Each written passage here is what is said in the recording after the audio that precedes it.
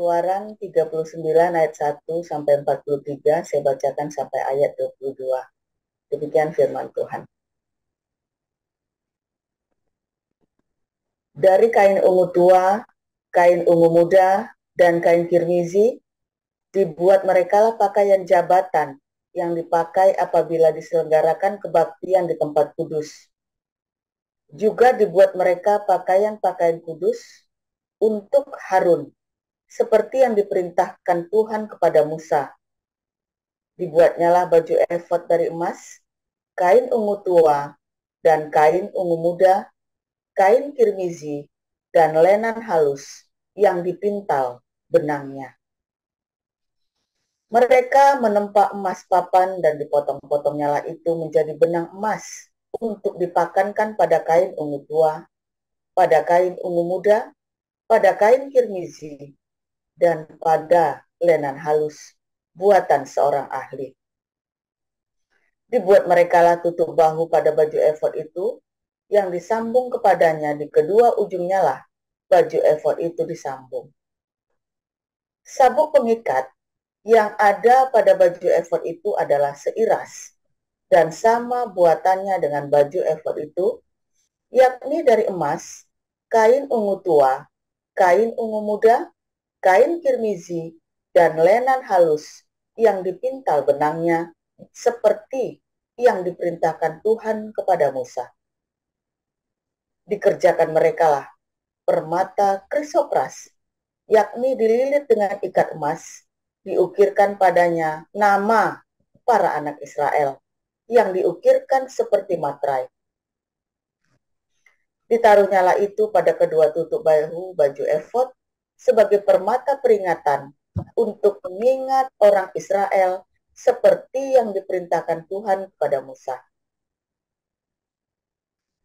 Dibuatnyalah tutup dada buatan seorang ahli.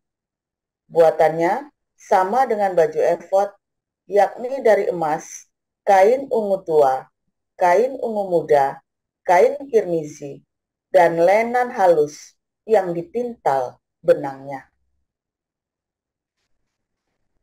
4 persegi dibuatnya itu lipat 2. Dibuat mereka tutup dada itu, sejengkal panjangnya dan sejengkal lebarnya.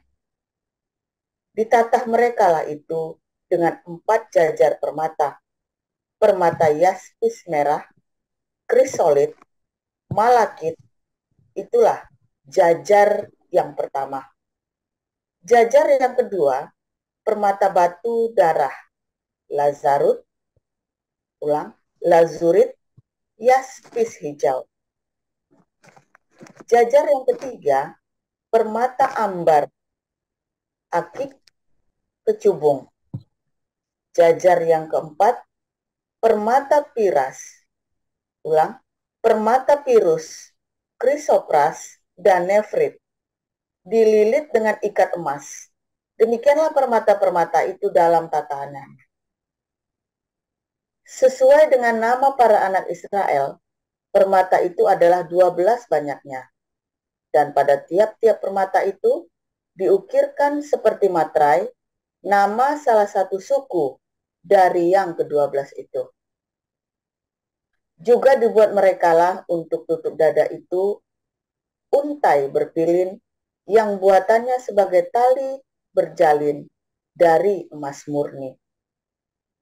Dibuat merekalah 2 ikat emas dan 2 gelang emas, dan kedua gelang itu dipasang pada kedua ujung tutup dada. Dipasang merekalah kedua untai emas yang berjalin itu pada kedua gelang itu di ujung tutup dada. Kedua ujung lain dari kedua untai berjalin itu dipasang merekalah pada kedua ikat emas itu. Demikianlah dipasang pada tutup bahu baju efod di sebelah depannya. Dibuat merekalah 2 gelang emas dan dibubuh pada kedua ujung tutup dada itu pada pinggirnya yang sebelah dalam yang berhadapan dengan baju efod. Juga dibuat merekalah 2 gelang emas dan dipasang pada kedua tutup bahu baju efod di sebelah bawah pada bagian depan dekat ke tempat persambungannya di sebelah atas sabuk baju efod. Kemudian diikatkan merekalah tutup dada itu dengan gelangnya kepada gelang baju efod dengan memakai tali ungu tua sehingga tetap di atas sabuk baju efod, dan tutup dada itu tidak dapat bergeser dari baju efod seperti yang diperintahkan Tuhan kepada Musa. Dibuatnyalah gamis baju efod buatan tukang tenun dari kain ungu tua seluruhnya.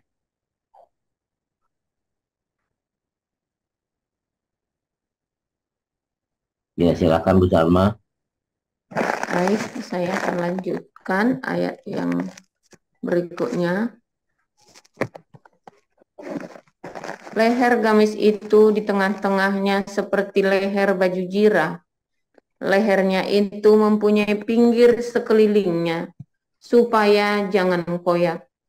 Dibuatnya merekalah pada ujung gamis itu buah delima dari kain ungu tua, kain ungu muda dan kain kermiji yang dipintal benangnya. Dibuat mereka lagi giring-giring dari emas murni, dan ditaruh lagi giring-giring itu di antara buah delima pada ujung gamis itu, berselang-seling di antara buah delima itu, sehingga satu giring-giring dan satu buah delima selalu berselang-seling pada sekeliling ujung gamis yang dipakai apabila diselenggarakan kebaktian seperti yang diperintahkan Tuhan kepada Musa. Dibuat merekalah kemeja dari lenan halus, buatan tukang tenun untuk Harun dan anak-anaknya, serban dari lenan halus, destor yang indah dari lenan halus, celana lenan dari lenan halus yang dipintal benangnya, dan ikat pinggang dari lenan halus yang dipintal benangnya, kain ungu tua, kain ungu muda, dan kain kermiji dari tenunan yang berwarna-warna seperti yang diperintahkan Tuhan kepada Musa.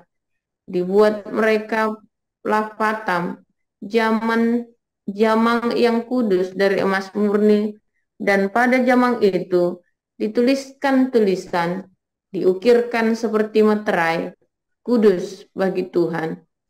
Dipasang merekalah pada patam itu tali ungu tua untuk mengikatkan patam itu pada serbannya di sebelah atas seperti yang diperintahkan Tuhan kepada Musa. Demikianlah diselesaikan segala pekerjaan melengkapi kemah suci, yakni kemah pertemuan itu. Orang Israel telah melakukannya tepat seperti yang diperintahkan Tuhan kepada Musa. Demikianlah mereka melakukannya. Dibawa mereka lah kemah suci itu kepada Musa, yakni kemah dengan segala perabotannya, kaitannya, papannya, kayu lintangnya, tiangnya dan alasnya, tudung dari kulit domba jantan yang diwarnai merah, tudung dari kulit lumba-lumba, tabir penudung, tabut hukum Allah dengan kayu-kayu pengusungnya, dan tutup pendamaian, meja, segala perkakasnya, dan roti sajian, kandil dari emas murni, lampu-lampunya, lampu yang harus teratur di atasnya, dan segala perkakasnya, minyak untuk penerangan, mesbah dari emas, minyak urapan, ukupan dari wangi-wangian, tirai pintu kemah, mesbah tembaga dengan kisi-kisi tembaganya, kayu-kayu pengusungnya dan segala perkakasnya, bejana pembasuhan dengan alasnya, layar pelataran, tiangnya dan alasnya, dan tirai untuk pintu gerbang pelataran, talinya dan patoknya, segala perkakas untuk pekerjaan mendirikan kemah suci, yakni kemah pertemuan itu. Pakaian jabatan yang dipakai apabila diselenggarakan kebaktian di tempat kudus, pakaian kudus untuk Imam Harun, dan pakaian anak-anaknya untuk memegang jabatan imam. tepat seperti yang diperintahkan Tuhan kepada Musa. Demikianlah dilakukan orang Israel, segala pekerjaan melengkapi itu. Dan Musa melihat segala pekerjaan itu, dan sesungguhnya lah mereka telah melakukannya seperti yang diperintahkan Tuhan. Demikianlah mereka melakukannya. Lalu Musa memberkati mereka. Demikian. Ya, ya silakan Muhammad Juni. Baik, Pak Pen. Setelah Yesus selesai berpesan kepada ke-12 muridnya, pergilah ia dari sana untuk mengajar dan memberitakan Injil di dalam kota-kota mereka. Di dalam penjara, Yohanes mendengar tentang pekerjaan Kristus, lalu menyuruh murid-muridnya bertanya kepadanya, "Engkaukah yang akan datang itu, atau haruskah kami menantikan orang lain?" Yesus menjawab mereka, "Pergilah dan katakanlah kepada Yohanes apa yang kamu dengar dan kamu lihat. Orang buta melihat, orang lumpuh berjalan, orang kusta menjadi tahir, orang tuli mendengar, orang mati dibangkitkan, dan kepada orang miskin diberitakan kabar baik. Dan berbahagialah orang yang tidak menjadi kecewa dan menolak aku." Setelah murid-murid Yohanes pergi, mulailah Yesus berbicara kepada orang banyak itu tentang Yohanes. "Untuk apakah kamu pergi ke padang gurun, melihat bulu yang digoyangkan angin kian kemari? Atau untuk apakah kamu pergi melihat orang yang berpakaian halus? Orang yang berpakaian halus itu tempatnya di istana raja. Jadi, untuk apakah kamu pergi melihat nabi? Benar, dan aku berkata kepadamu, bahkan lebih daripada nabi. Karena tentang dia ada tertulis, 'Lihatlah, aku menyuruh utusanku mendahului engkau. Ia akan mempersiapkan jalanmu di hadapanmu.'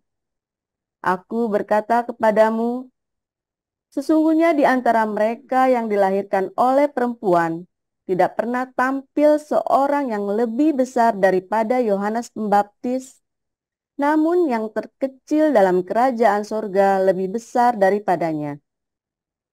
Sejak tampilnya Yohanes Pembaptis hingga sekarang, kerajaan sorga diserong, dan orang yang menyerongnya mencoba menguasainya. Sebab semua nabi dan kitab Taurat bernubuat hingga tampilnya Yohanes, dan jika kamu mau menerimanya, ialah Elia yang akan datang itu.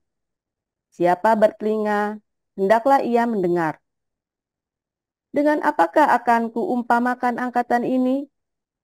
Mereka itu seumpama anak-anak yang duduk di pasar dan berseru kepada teman-temannya, 'Kami meniup seruling bagimu, tetapi kamu tidak menari. Kami menyanyikan kidung duka, tetapi kamu tidak berkabung.' Karena Yohanes datang, ia tidak makan dan tidak minum, dan mereka berkata, 'Ia kerasukan setan.' Kemudian Anak Manusia datang, ia makan dan minum, dan mereka berkata, 'Lihatlah, ia seorang pelahap dan peminum, sahabat pemungut cukai dan orang berdosa.' Tetapi hikmat Allah dibenarkan oleh perbuatannya." Lalu Yesus mulai mengecam kota-kota yang tidak bertobat, sekalipun di situ ia paling banyak melakukan mukjizat-mukjizatnya. "Celakalah engkau, Korazim! Celakalah engkau, Betsaida! Karena jika di Tirus dan di Sidon terjadi mukjizat-mukjizat yang telah terjadi di tengah-tengah kamu, sudah lama mereka bertobat dan berkabung. Tetapi aku berkata kepadamu, pada hari penghakiman, tanggungan Tirus dan Sidon akan lebih ringan daripada tanggunganmu. Dan engkau, Kapernaum, apakah engkau akan dinaikkan sampai ke langit? Tidak, engkau akan diturunkan sampai ke dunia orang mati. Karena jika di Sodom terjadi mukjizat-mukjizat yang telah terjadi di tengah-tengah kamu, kota itu tentu masih berdiri sampai hari ini. Tetapi aku berkata kepadamu, pada hari penghakiman, tanggungan negeri Sodom akan lebih ringan daripada tanggunganmu. Pada waktu itu berkatalah Yesus, Aku bersyukur kepadamu Bapa, Tuhan langit dan bumi, karena semuanya itu Engkau sembunyikan bagi orang bijak dan orang pandai, tetapi Engkau nyatakan kepada orang kecil. Ya Bapa, itulah yang berkenan kepadamu. Semua telah diserahkan kepadaku oleh Bapakku, dan tidak seorang pun mengenal anak selain Bapa, dan tidak seorang pun mengenal Bapa selain anak, dan orang yang kepadanya anak itu berkenan menyatakannya. Marilah kepadaku, semua yang letih lesu dan berbeban berat, aku akan memberi kelegaan kepadamu. Pikulah kuk yang kupasang, dan belajarlah padaku, karena aku lemah lembut dan rendah hati, dan jiwamu akan mendapat ketenangan. Sebab kuk yang kupasang itu enak dan bebanku pun ringan. Demikian. Terima kasih. Ya, terima kasih untuk para lektor, Ibu Neliana, Ibu Salma, dan Muhammad Juni. Kita akan mendengarkan renungan firman Tuhan yang akan disampaikan oleh Pastor Paul dengan judul Pakaian Imam. Silakan Pastor Paul.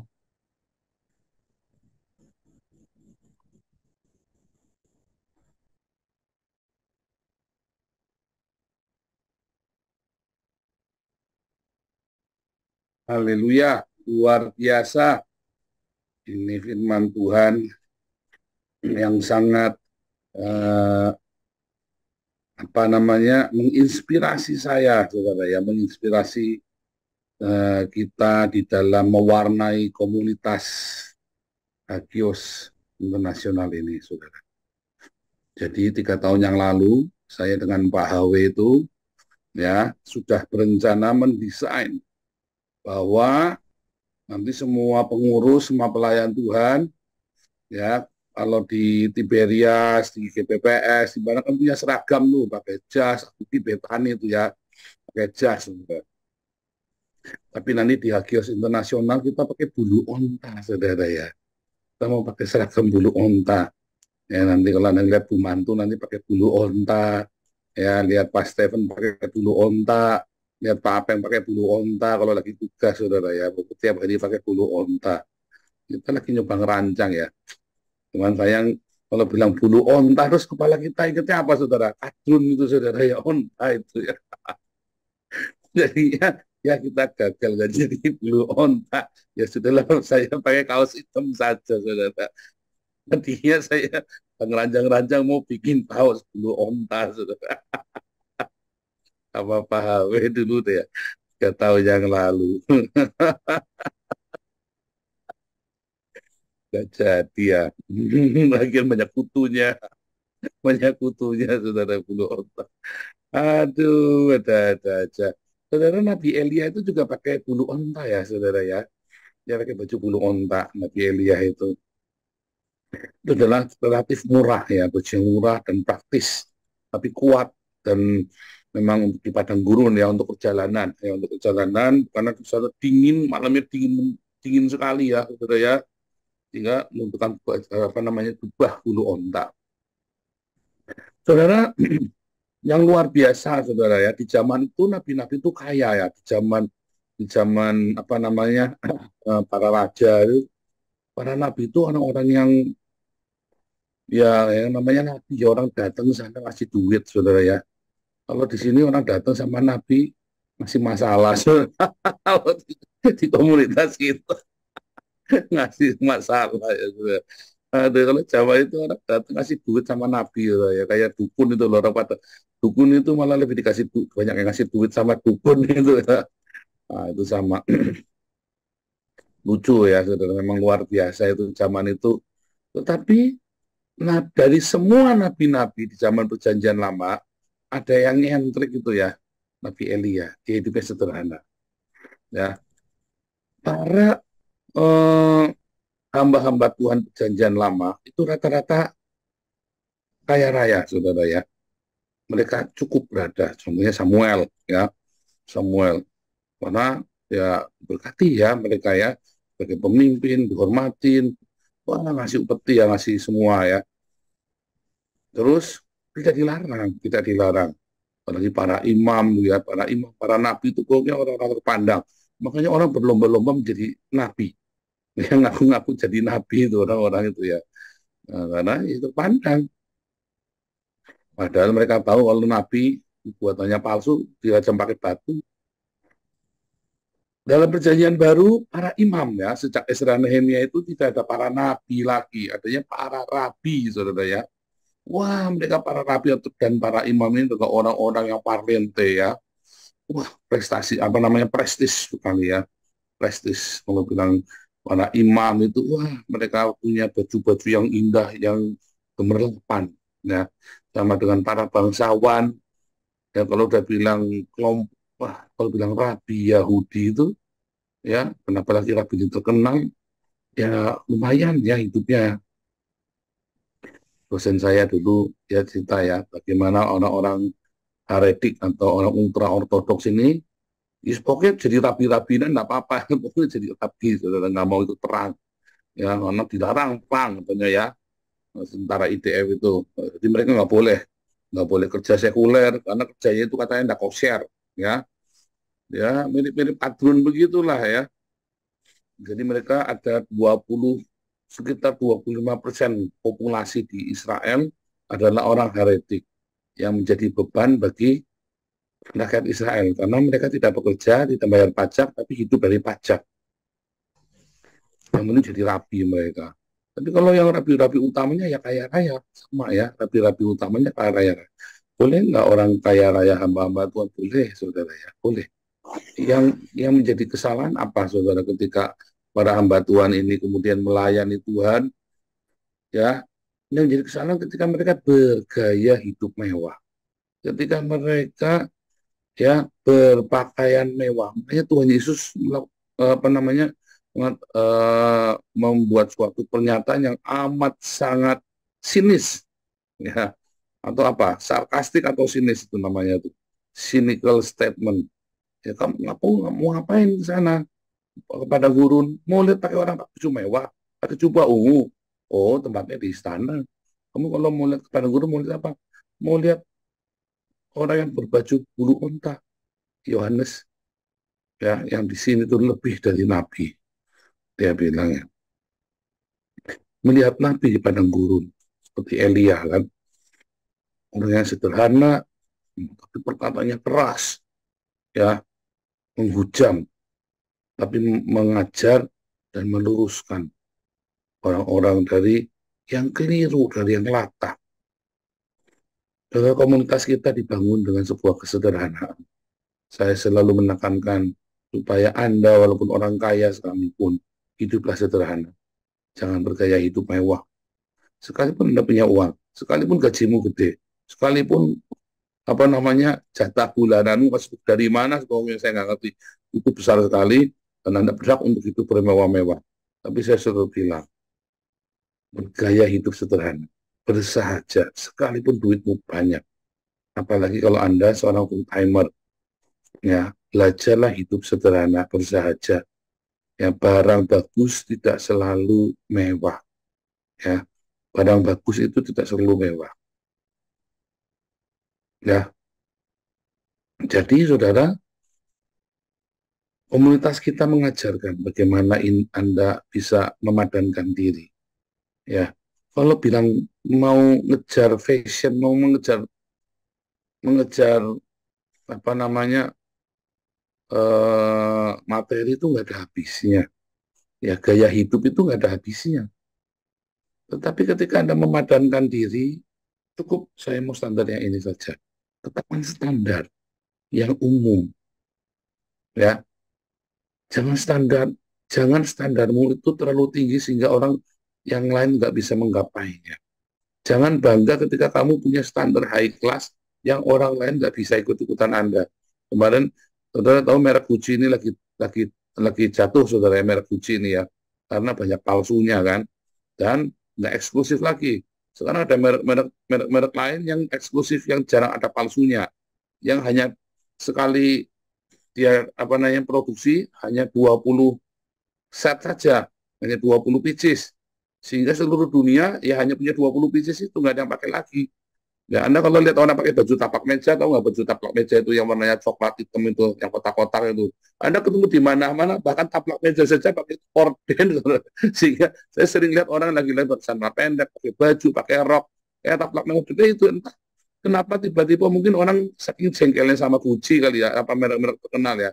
Itulah pakai baju taplak meja sekalian, kembar seluruh, saya lihat jeprat tuh ya, pakai baju taplak meja itu ya, yang warnanya coklat itu loh. Sudah tahu lah yang saya maksud.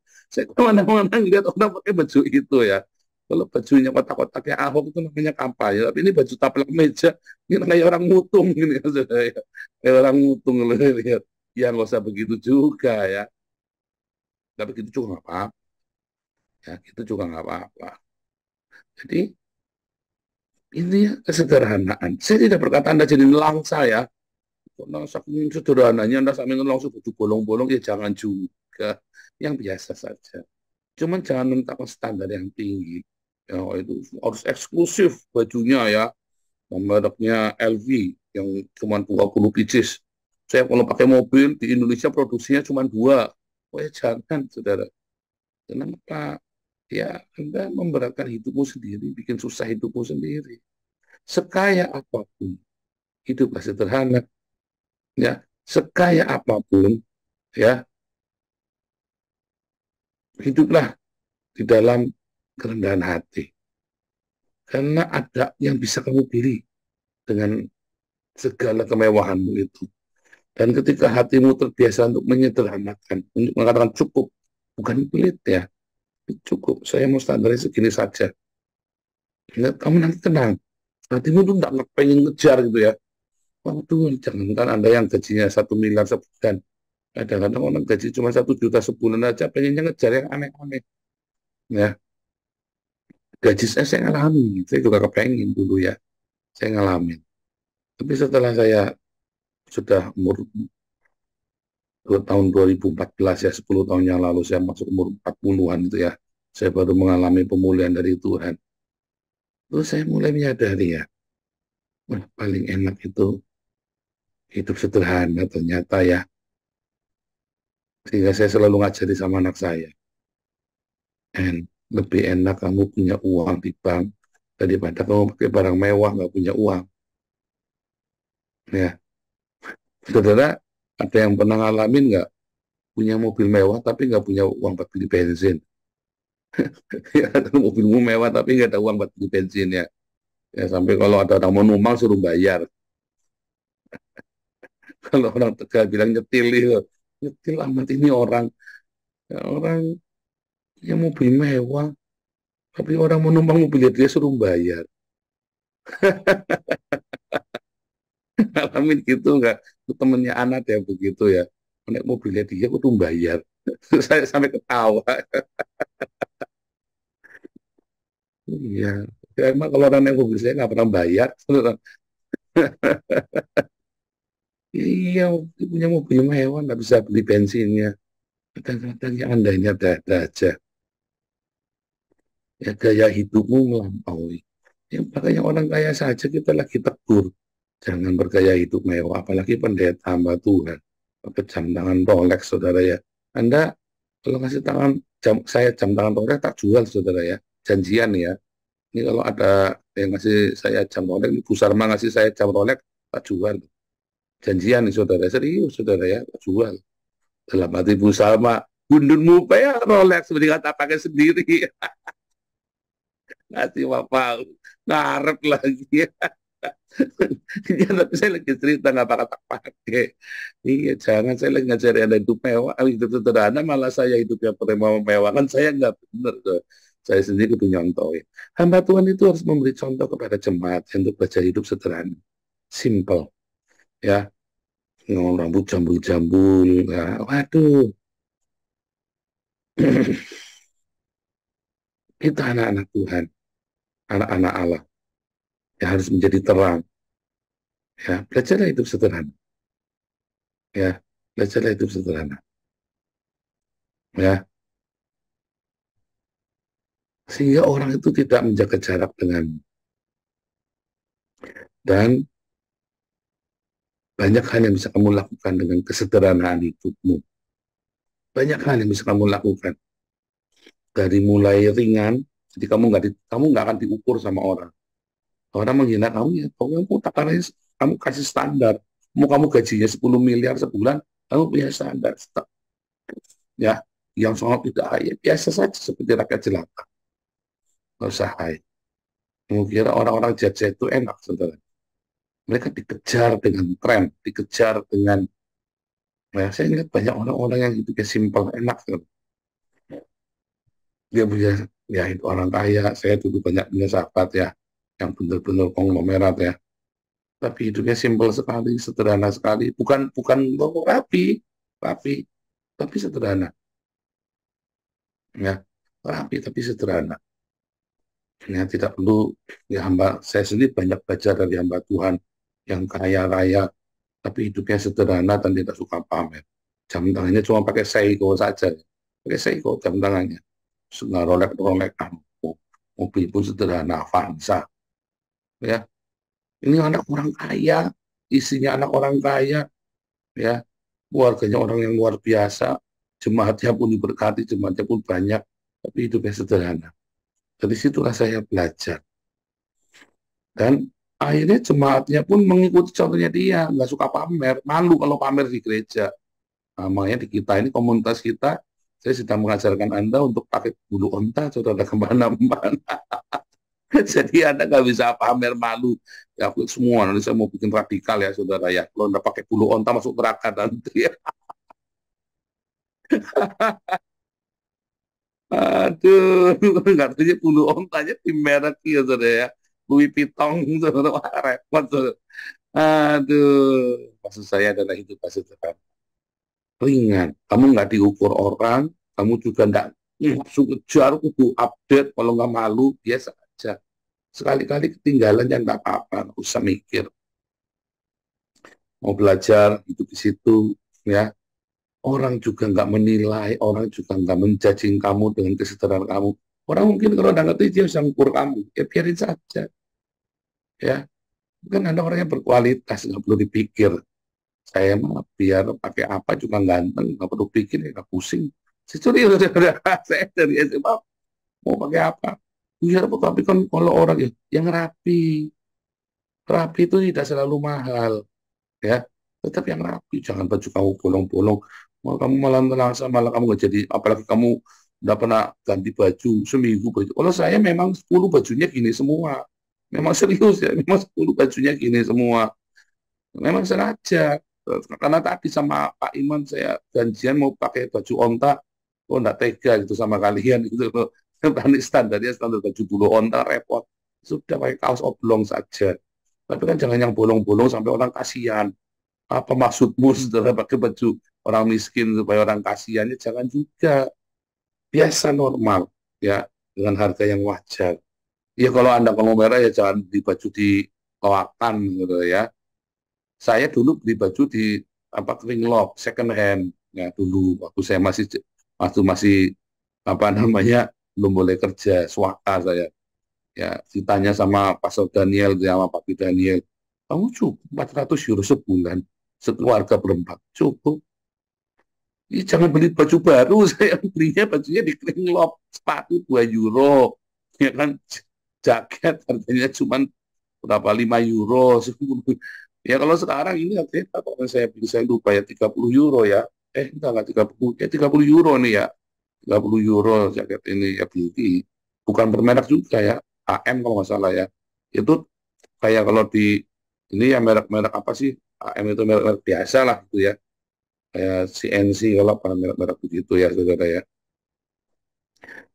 Yang biasa-biasa saja ya, saudara ya. Nggak usah yang enak, hidup ringan. Ya nggak usah nelangsa juga, yang biasa.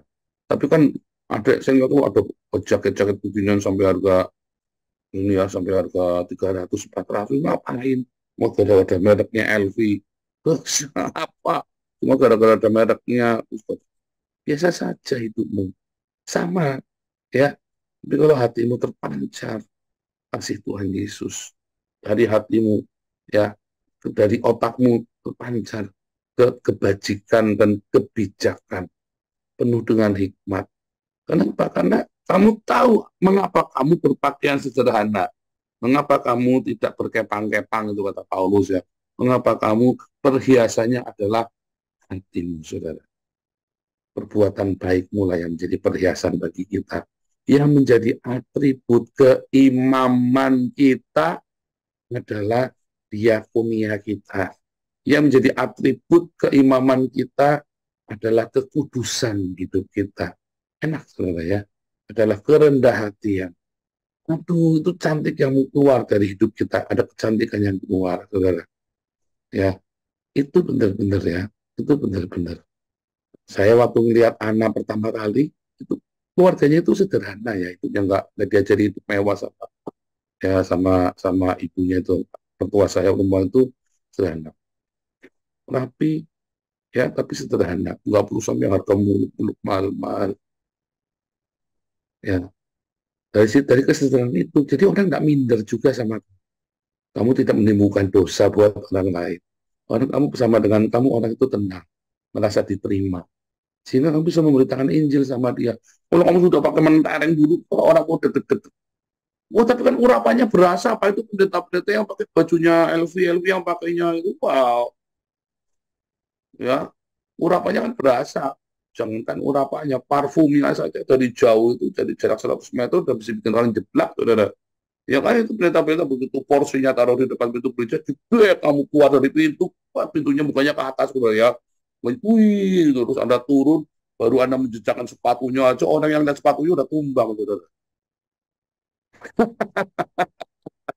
Udah tumbang. Anda jalan begitu masuk pintu gereja, pintu gerbang, ya gerbang yang indah itu ya. Satu gereja penuh dengan minyak wangi, saudara ya. Oh, rapanya biasa sekali, saudara ya. Kalau saya pakainya apa itu minyak wanginya itu, semprotannya pakai Gatsby saya, saudara ya. 50.000 perak, dakin saudara, Blutex, saudara ya. Aduh, yang sederhana saja ya, saudara ya. Tapi jangan pakai minyak sinyong-nyong, pakai PPO, jangan pakai PPO juga ya. Yang sederhana, urapan hidupmu ya, kekudusan hidupmu tidak dipengaruhi dengan penampilan. Nah, ya, kalau urapan itu masih dipengaruhi dengan penampilanmu, itulah delusi agama. Ya, itulah delusi agama. Kalau pengurapan di dalam hidupmu masih dipengaruhi oleh semua atribut-atribut agamamu, ya, pakai kolar putih. Saya itu pakai kolar putih tujuannya supaya di Eropa, oh ada pendeta ya di Eropa, gitu ya, saudara.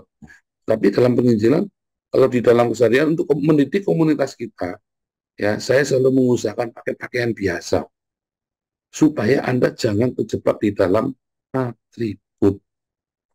Saya belajar tentang Yudaisme mendalam, tapi kan saya tidak sok-sokan setiap kali ibadah kita pakai tali, pakai kipas, ya, nggak perlu.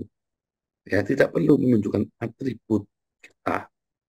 Kalau urapanmu masih dengan penampilan, ya, dengan mahalnya baju, pajak mahalnya fashion, mahalnya atau atribut-atribut agamamu kamu nampakkan, maka itu adalah delusi agama. Dan kamu akan kecewa suatu hari. Ya, tetapi saya ajarkan membangun imanmu, ya, dengan penampilan jumpsuit, penampilan yang simpel, sederhana.